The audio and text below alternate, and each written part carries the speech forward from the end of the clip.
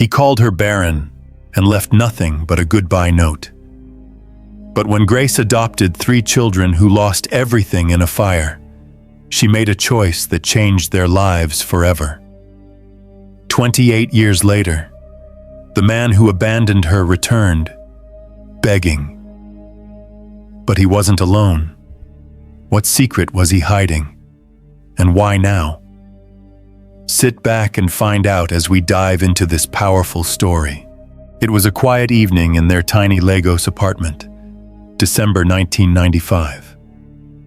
Christmas was 10 days away, but inside one dimly lit room, a woman sat alone, surrounded by prayers that never got answered.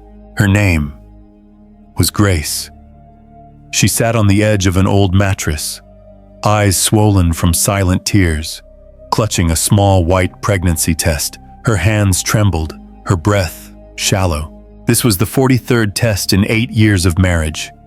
The answer never changed. Negative. Again. Silence wrapped around her like a cold blanket. Through the thin walls, she could hear Mrs. Adana next door singing lullabies to her newborn. The sound felt like a tiny knife piercing Grace's chest. But tonight, something in her heart broke differently. Grace drops the test to the floor. Her eyes, blank, hopeless. Then footsteps. The test lies forgotten on the floor as Emeka, her husband, appears in the doorway. His shoulders are slumped. His face, an exhausted mask of quiet resentment. No words are needed. They both know. Emeka, tired, defeated. "My mother called again today." Grace whispering. "What did she say this time?" Emeka pauses, then quietly. "She said maybe it's time to accept that God has other plans." Grace stared at him, searching for the man who promised her that children would come when God was ready. But in his eyes, she saw doubt, not in God's timing, but in her. "Grace, you used to say that too, that when God was ready, our child would come. But now when I look in your eyes, I don't see hope anymore. I see blame." Emeka doesn't respond. He turns away slowly. The silence between them grows heavier than the walls. Grace stares up at the peeling ceiling, tears streaming down silently. The next morning, Grace woke to find his side of the bed cold. She stood frozen in the doorway. One of Emeka's shirts lay rumpled on the floor. The scent of his cologne still lingered faintly in the air. On the kitchen table beside her favorite mug, the one that read "World's Best Mom to Be," lay a folded note in his familiar handwriting. She didn't need to open it, but she did, hoping, just maybe, it was something else. Grace picks up the folded note from the table. Her hands tremble as she reads it. Emeka's voice, reading the note. "Grace, I love you, but I can't pretend anymore. I'm tired, Grace. Tired of waiting for a miracle that will never come. My family needs a bloodline. You deserve someone who can accept what we are. I'm sorry. Don't look for me." Grace read those words until they blurred together. She hoped they would change, wishing it was just another nightmare. But when she looked up, his clothes were gone. 8 years of marriage, gone. For 3 days, Grace didn't leave the apartment. Neighbors whispered in the corridors. "Poor Grace," they said, "abandoned because her womb is closed." The shame felt heavier than the heartbreak. Grace was 35 when life shattered her world into 1,000 pieces. After 8 crushing years of marriage, 8 years of failed attempts, empty pregnancy tests, and hope dying a little more each month, her husband, Emeka, left without a word. Just a note on the kitchen table of their small Lagos apartment. "I can't do this anymore. I'm sorry." No goodbye, no final conversation. Just silence where love used to live. The apartment grew silent. The food went untouched. Flies buzzed around uneaten jollof on the table. Grace sat in the same spot, her eyes vacant, staring at nothing. For days, she became a ghost in her own life. Neighbors stopped knocking. Everyone called her Barren. The pastor stopped visiting. And Legos just kept moving on. On the fourth day, something shifted. Grace looked in the mirror and saw not a failed woman, but her mother's daughter. Mama Ngozi had raised 5 children alone after Grace's father died. If her mother could survive widowhood with nothing, then Grace could survive abandonment with something. What Grace didn't know is that her real family was waiting for her in the most unexpected place. 3 months later, Grace stood outside Mercy Children's home in Ikeja, holding a small bag of oranges. She had been coming here every Saturday, hoping that helping the children would heal the sadness in her heart. But today felt different. She noticed 3 children sitting quietly by themselves, 2 girls and a boy, huddled close like kids who had just survived a big storm. Mrs. Adebayo, tired social worker. These children survived the big fire in Abule Egba. Their parents died trying to help others, and when it was time to care for them, their relatives disappeared, just like cockroaches when you turn on the light. Grace looked on as the oldest girl, about 9 years old, broke 1 small biscuit into 3, gently giving the bigger pieces to her younger brother and sister. Mrs. Adebayo, still speaking, gently. Blessing is the oldest. She won't let anyone separate them, she promised her mama. Favor, the one in the middle, hasn't spoken louder than a whisper since they came. And David, he hasn't said a word at all. Grace walked toward them slowly, like someone approaching a scared little animal. Then she did something most people wouldn't. She sat on the ground beside them. Mrs. Adebayo watched in surprise. Most visitors stayed far away. Grace, soft voice. Hi, I'm Auntie Grace. Blessing looked up, her arms wrapped tightly around her younger siblings. Her eyes looked too old for her small face. Blessing, suspicious. You want to take one of us away? Grace softly. No, I just want to talk. What are your names? I'm Blessing. This is Favor and David. We stay together. Grace. Always? Blessing. Protective. Yes. Always. I promised Mama before the fire came. Little David held tightly to a teddy bear, burned and worn out. It was all he had left from his old life. Grace's heart broke as she looked at him. What happened to your teddy? David didn't speak. He just held up the bear.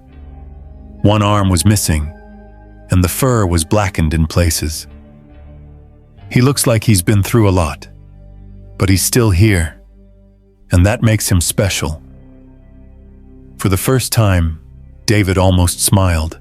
Later that night, Grace lay on her small bed in her quiet apartment, staring at the ceiling. She could barely take care of herself. 3 children? It felt impossible, but she couldn't stop thinking about Blessing's strong heart. Favor's tiny thank you when she fixed her hair, and David's almost smile. They didn't need someone perfect. They just needed someone who would stay. Grace sat up, grabbed her phone, and called Mrs. Adebayo. Grace, with quiet courage. Those 3 children. I want to start the adoption process. But bringing them home would test Grace in ways she never imagined. You see, Grace wasn't just any woman. She was the daughter of a petty trader from Onitsha Market who had worked 3 jobs to put herself through university. She was the woman who believed that love could conquer anything, until it couldn't conquer the shame of being labeled barren by her husband's family. Now she sat alone in their 1-bedroom flat in Surulere. drowning in questions that had no answers. Who was she without him? Without a family?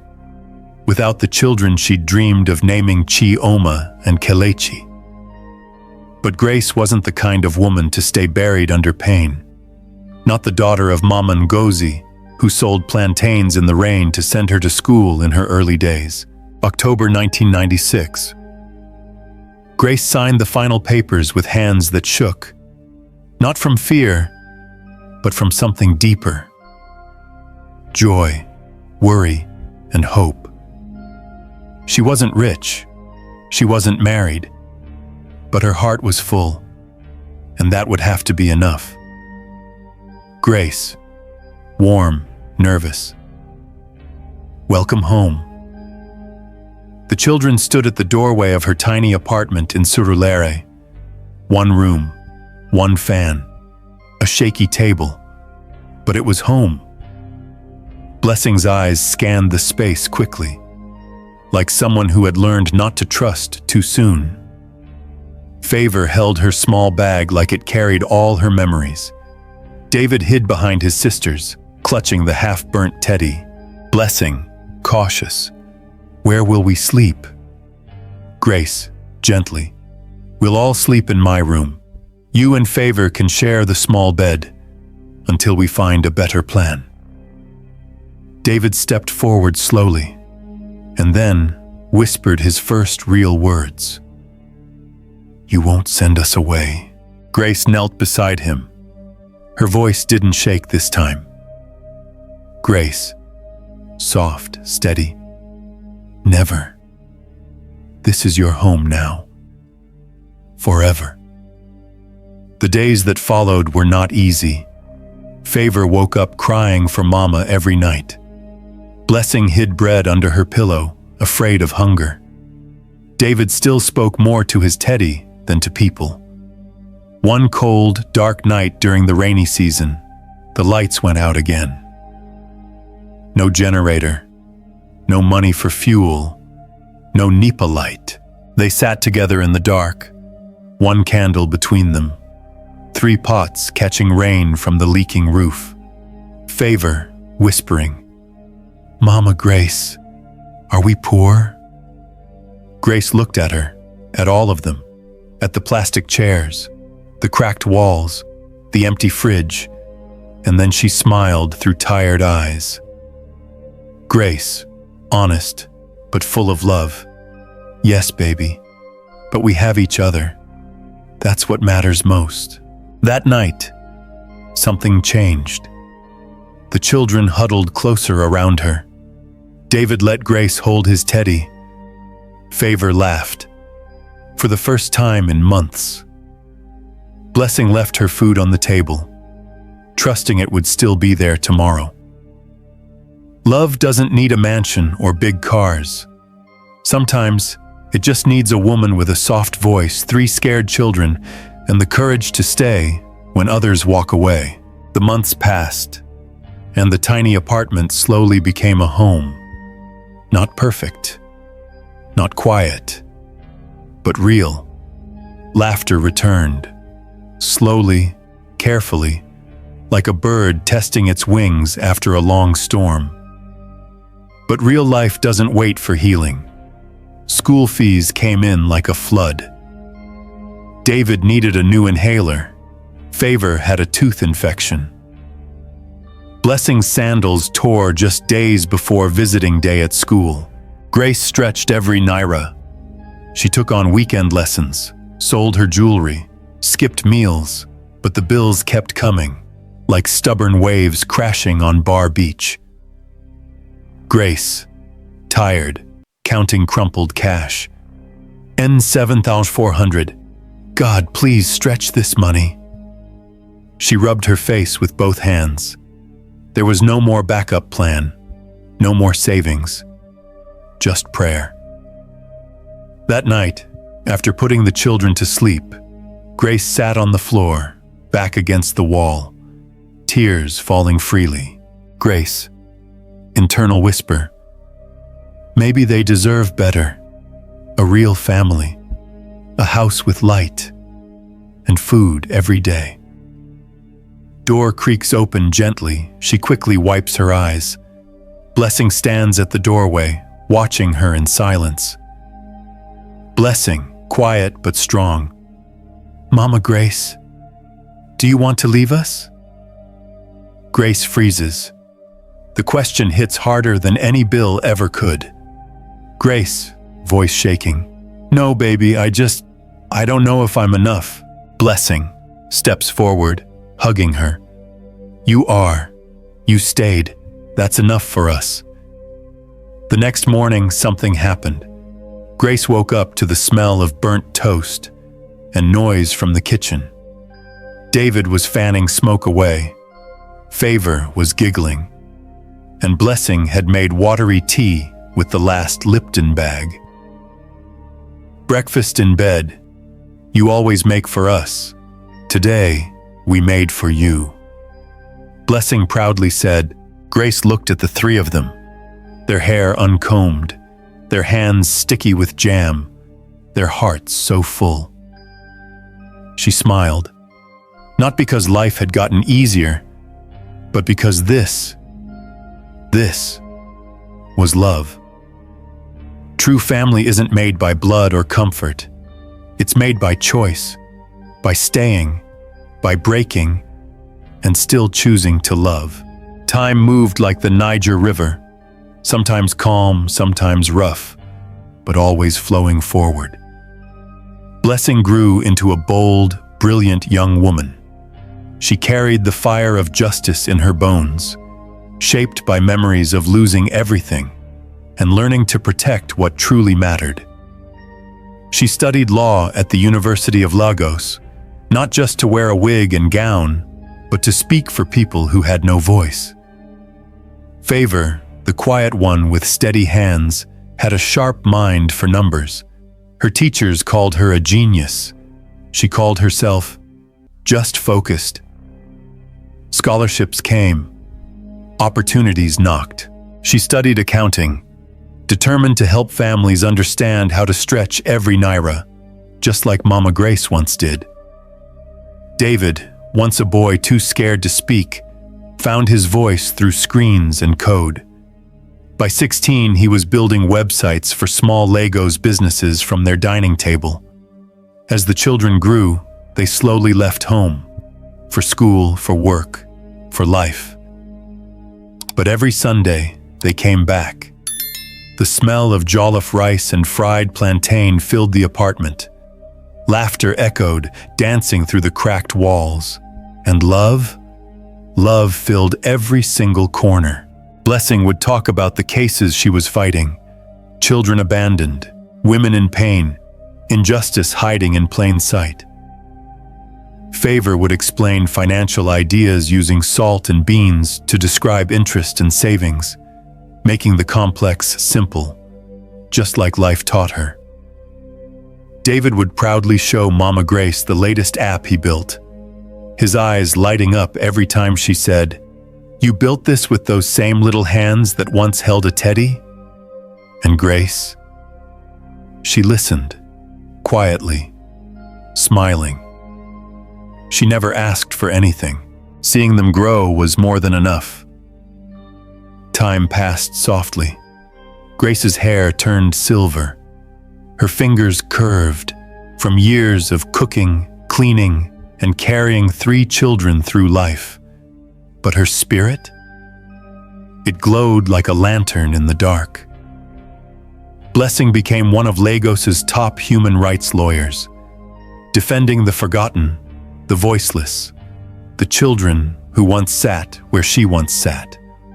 Her law firm was called Grace and Associates, not because she loved her name, but to honor the woman who once sat in the dark with her, held her hand, and never gave up. Favor built a financial company that helped small businesses grow across Nigeria. She never forgot the days Mama Grace counted coins, cut portions, skipped meals, just so 3 little mouths could eat. Now she made sure no mother had to choose between rent and school fees ever again. David? He built family-first technologies, apps that helped families stay connected or find each other when lost. Because once he had been lost too, and it was love that found him. They traveled the world, gave keynote speeches, appeared on TV shows, but every birthday, every Christmas, every moment that truly mattered, they came home. Back to that tiny apartment in Surulere. Back to the woman who gave them everything she had, Mama Grace. She didn't raise them with riches. She raised them with faith, food, and fierce love. And that was enough to change the world. On Grace's 60th birthday, she woke to the familiar smell of fresh bread and coffee.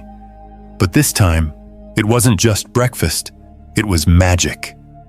That morning, laughter spilled through the house like sunlight pouring through a dusty curtain. Blessing had flown in from Abuja, leaving a major court case behind. Favor postponed a meeting with foreign investors. David canceled a tech conference in South Africa, saying simply, "My place is here today." They didn't check into luxury hotels. They didn't rent fancy halls. They returned to where it all began, to the woman who gave everything so they could become everything. They filled the apartment with jokes, old songs, and childhood memories. Grace sat quietly on the small balcony, the same place where she had once cried in silence, praying for food, for strength, for a future. That tiny balcony, once soaked with tears and whispered prayers, now held a woman crowned by time, surrounded by the living answers to those very prayers. Grace watched them, blessing, commanding yet gentle, Favor, sharp-eyed and soft-spoken, David laughing loudest, his heart wide open. They weren't just her children, they were her miracle. She hadn't given them life from her womb, she gave them life from her soul. Grace, smiling through misty eyes, "I prayed for one, but God gave me 3. Then Blessing stepped forward, her eyes shimmering. She held something carefully in her hands, wrapped in soft, colorful Ankara fabric. Blessing, softly, voice trembling, "Mama, we have something for you." Grace looked puzzled. She had always said the same thing.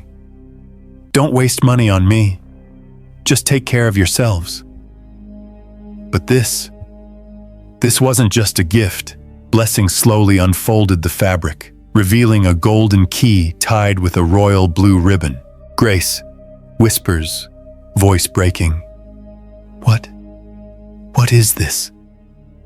Favor stepped forward, her voice shaking, tears spilling freely. "It's yours now, Mama." David reached into his pocket and handed her an envelope.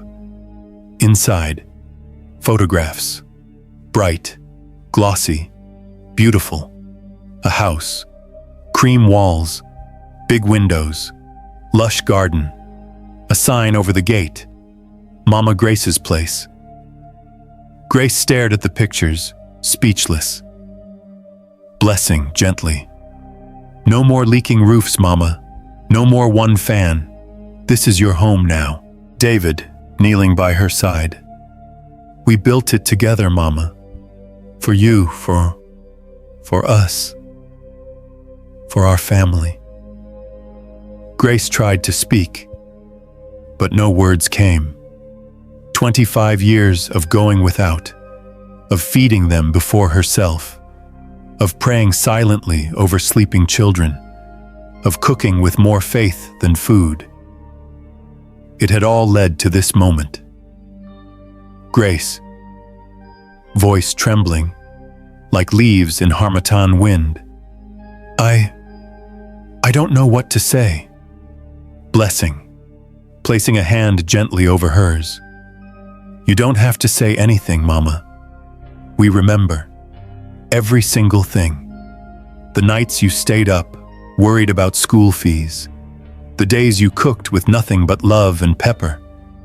the way you held us, even when life tried to tear us apart. They helped her up, slowly, reverently. And outside, waiting like a silent promise, was a sleek black car. As it drove through the busy streets of Surulere, Grace turned back to look at the old apartment one last time. Not with sorrow, but with deep, quiet gratitude, because that little space had held the richest memories in the world. Laughter, struggle, hope, family. In a world that measures motherhood by biology and wealth, Grace rewrote the story. She was never barren. She was just waiting for the kind of love that doesn't grow in the womb, but in the heart. As they arrived, she saw it.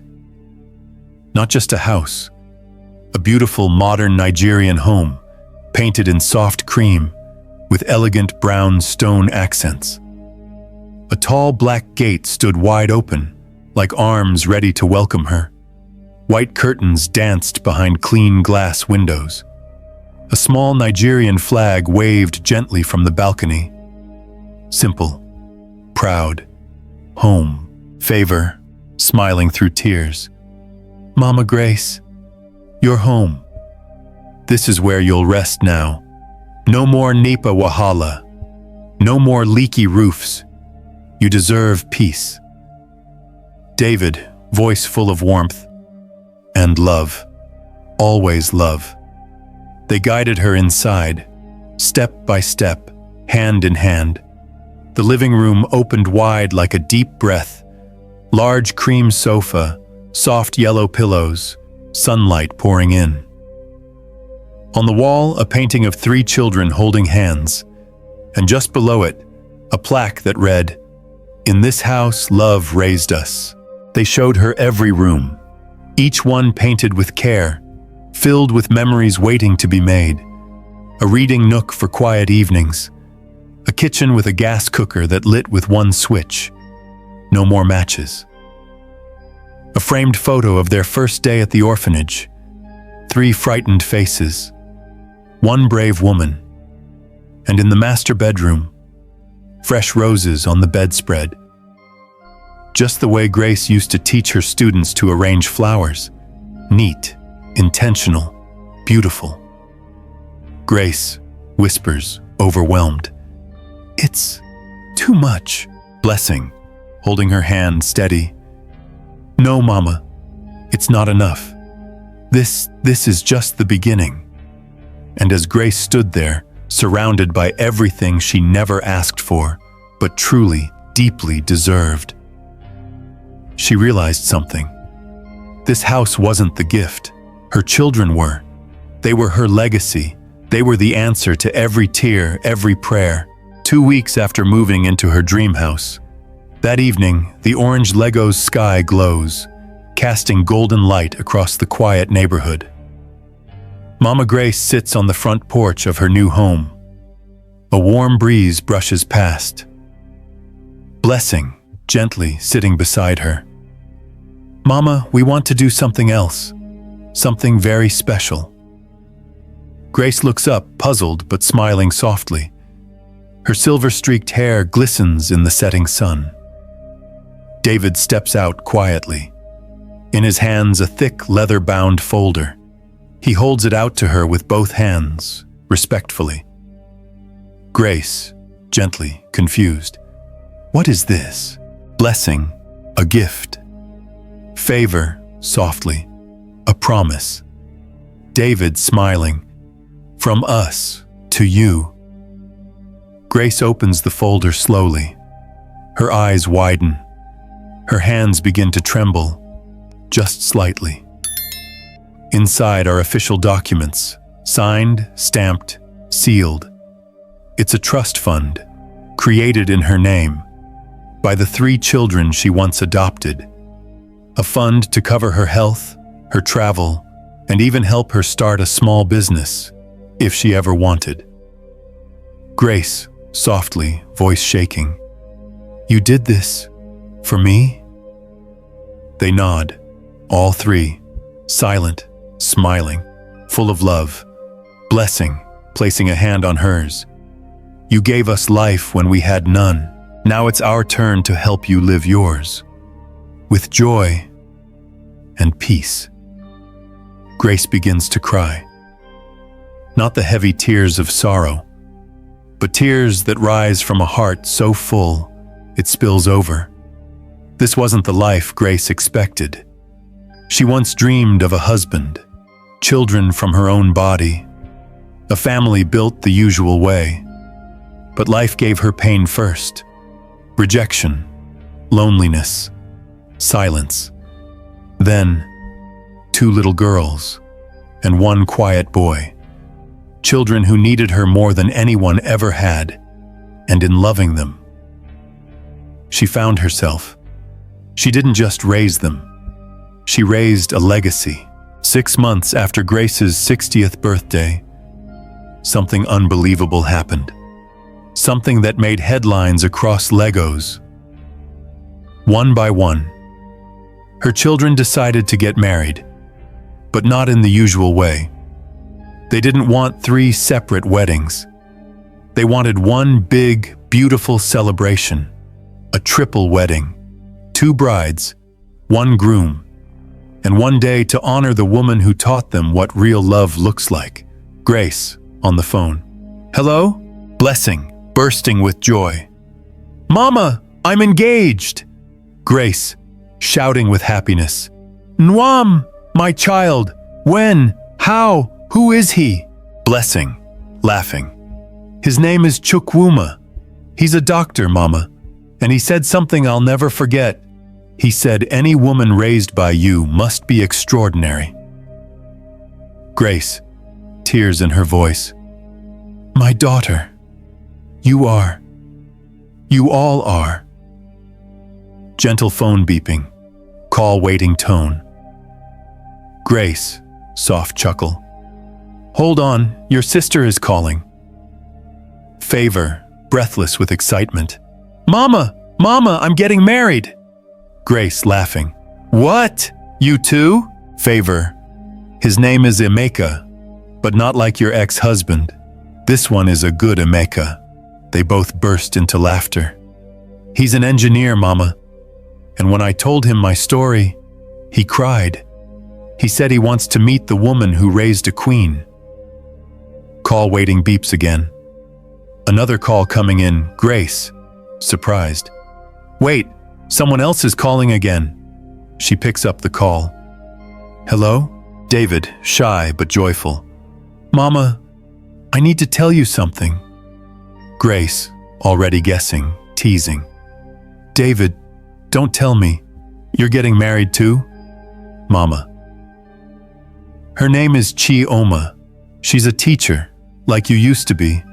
And Mama, we've been seeing each other for a while, and we want to get married. 3 months later, Grace's living room turned into a wedding planning war room. 3 couples, 3 love stories, 3 loud opinions. But the chaos, it was beautiful.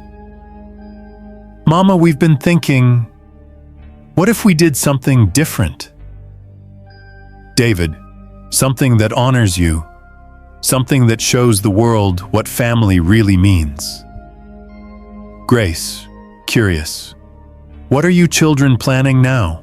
Chukwuma, Blessing's fiancé, confidently. Ma, we want to have a triple wedding. All of us, together. One day, one ceremony, to celebrate the woman who made it all possible. Grace gasps, sharp intake of breath. A triple wedding? Is that even possible? Chioma, David's fiancée, emotionally. Ma, you're not just their mother. You are their miracle. And yes, it's possible. We want to be part of that miracle. For 4 months, Grace found herself planning the wedding of her dreams. Not for herself, but for her 3 children. December 10th, 2016. The Echo Hotel ballroom glittered like royalty had arrived. Over 1,200 guests filled the space. Dignitaries, friends, neighbors, even strangers who had heard the story online. Traditional drummers beat joy into the air. Aso-ebi sparkled like stars. Laughter, music, and love overflowed.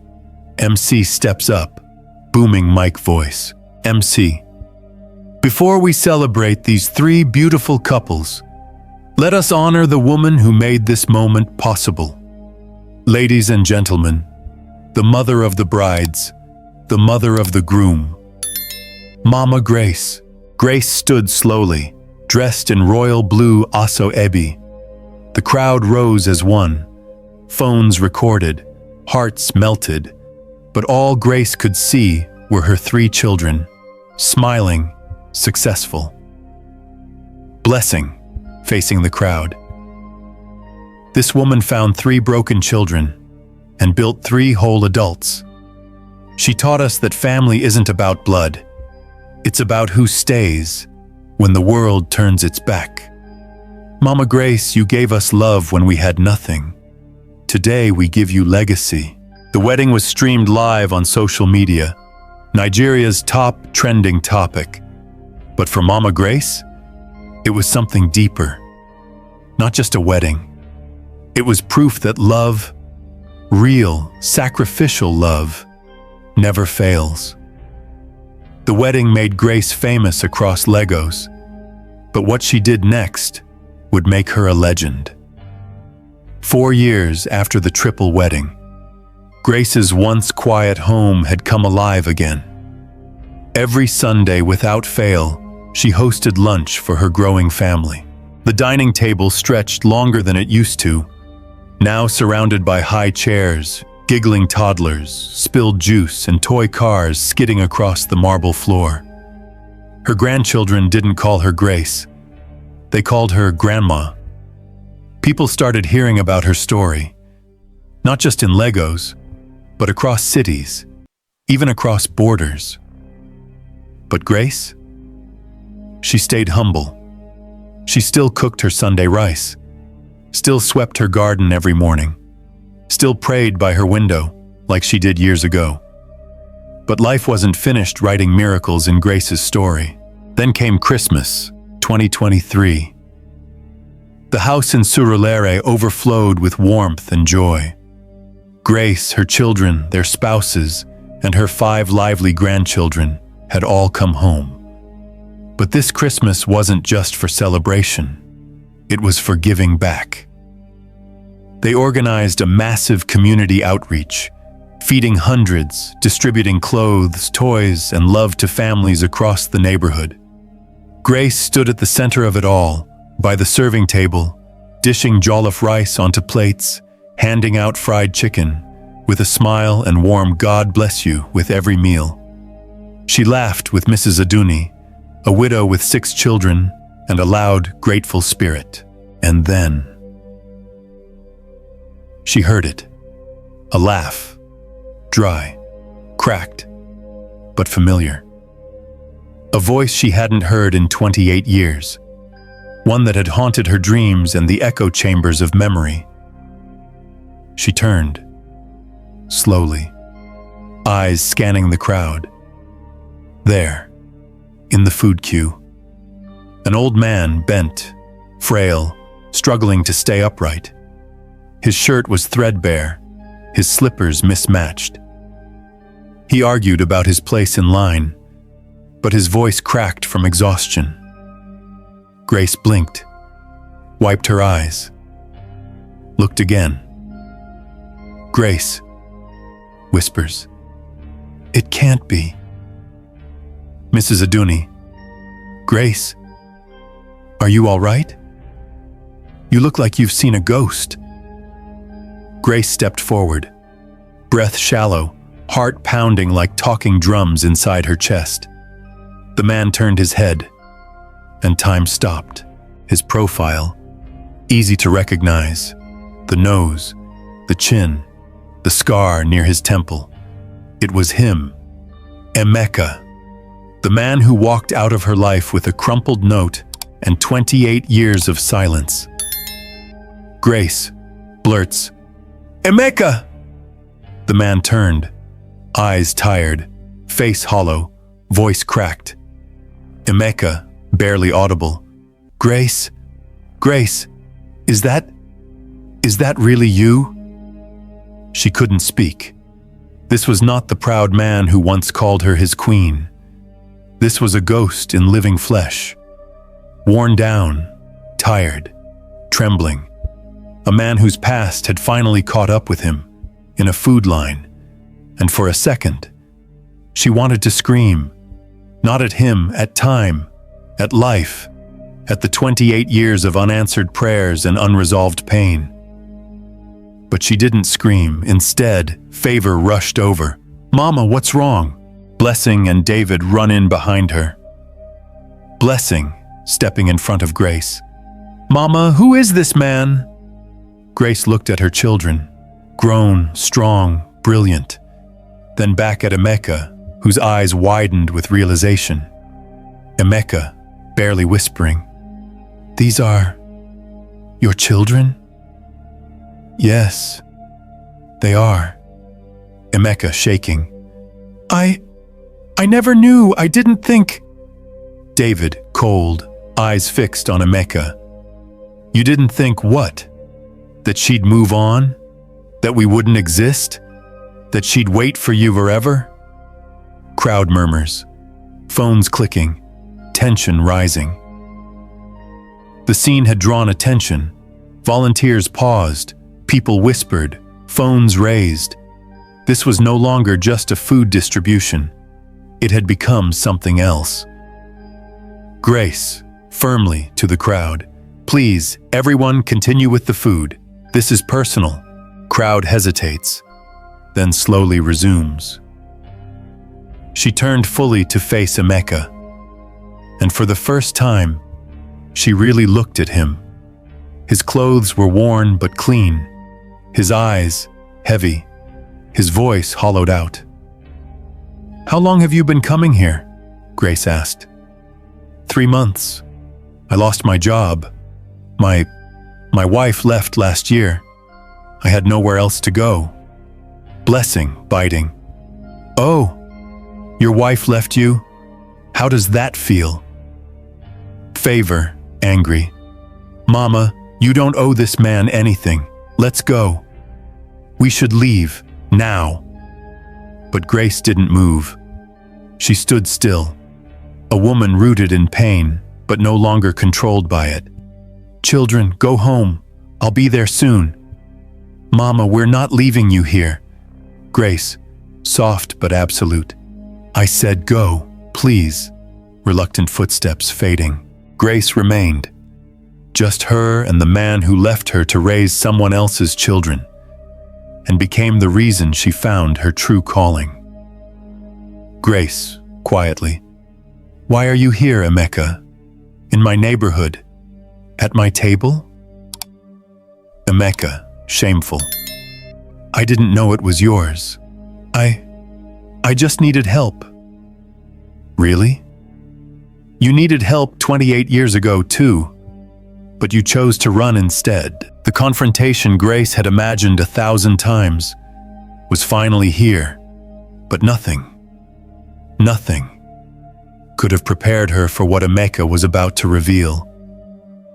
Just when you think she's found peace, the man who broke her returns. Will she forgive him, or remind him what pain feels like? Part 2 is coming, and trust me, it's the moment everything explodes. Don't miss it. Hit like, subscribe, and ring the bell to get notified the moment it drops. And if this story touched your heart, type Grace in the comments. Let's flood this space with love for every woman who chose healing over hate, who turned pain into purpose. Thank you for watching, and I'll see you in the next one.